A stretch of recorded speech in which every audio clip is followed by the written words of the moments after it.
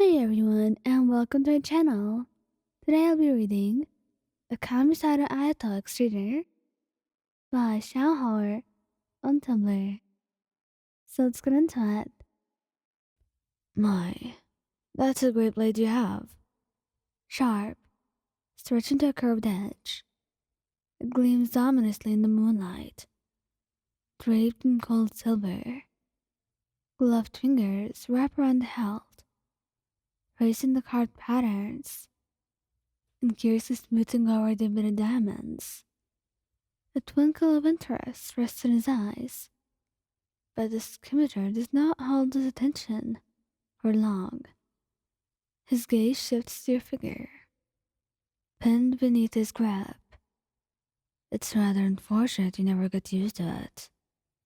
Contempt blemishes your otherwise fair face, twisting to a scornful expression, directed solely at his irritable attitude.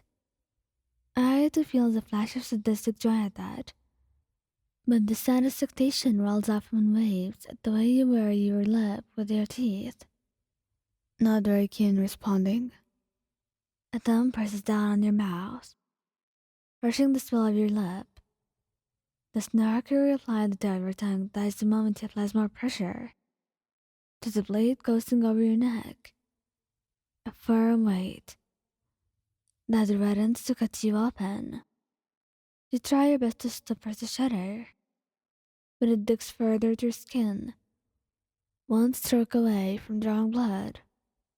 He revels in your panic, your pride, crumbling to dust and burned to ashes. Glows in delight, knowing you're pliant at his mercy, reveling in every delicate touch, more than you probably should, though. You know, I was quite flattered. Ida begins, eyes darkening when you scream in futile attempts to escape. You kept approaching me, bright-eyed and eager, just to exchange pleasantries.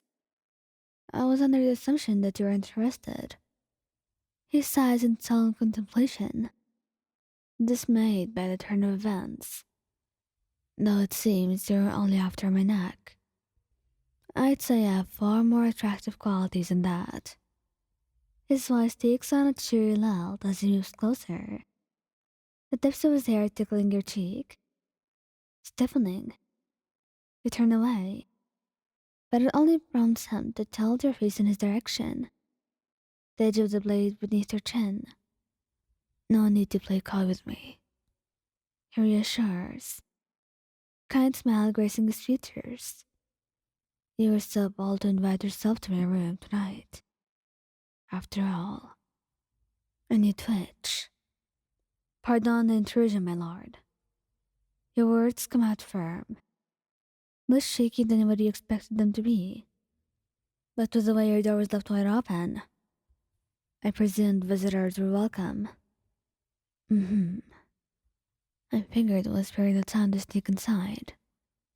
It did save the trouble, didn't it? You smiled the arch grimace and take on a wry simper. Truthfully, it was much of a help. I would have preferred if you remained obedient and slept the night away like you were supposed to. Oh? I didn't take you for the kind to go after defenseless men. You don't have to worry about that. Scheming men are not my type. That's a shame, then. He has the gal to look disappointed. You were mine. And convinced.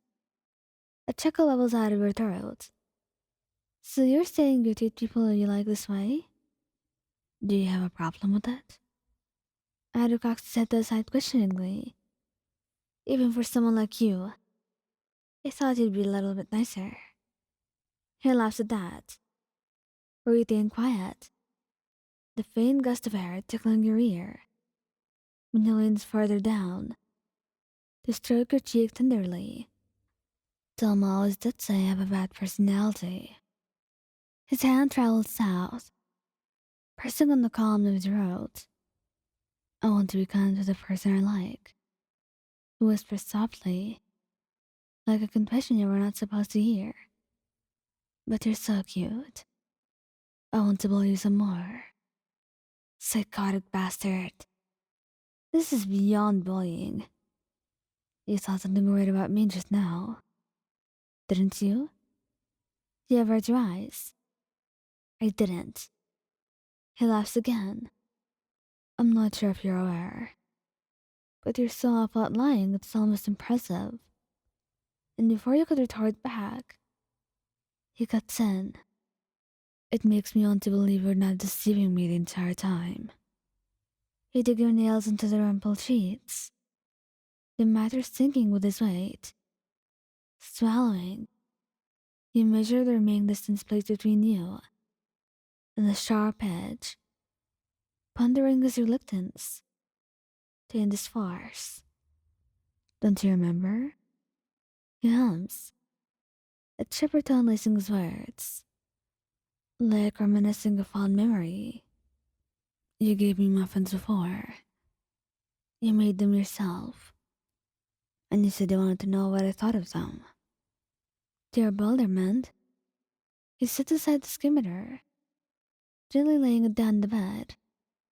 It's at a safe distance away. You can try to run.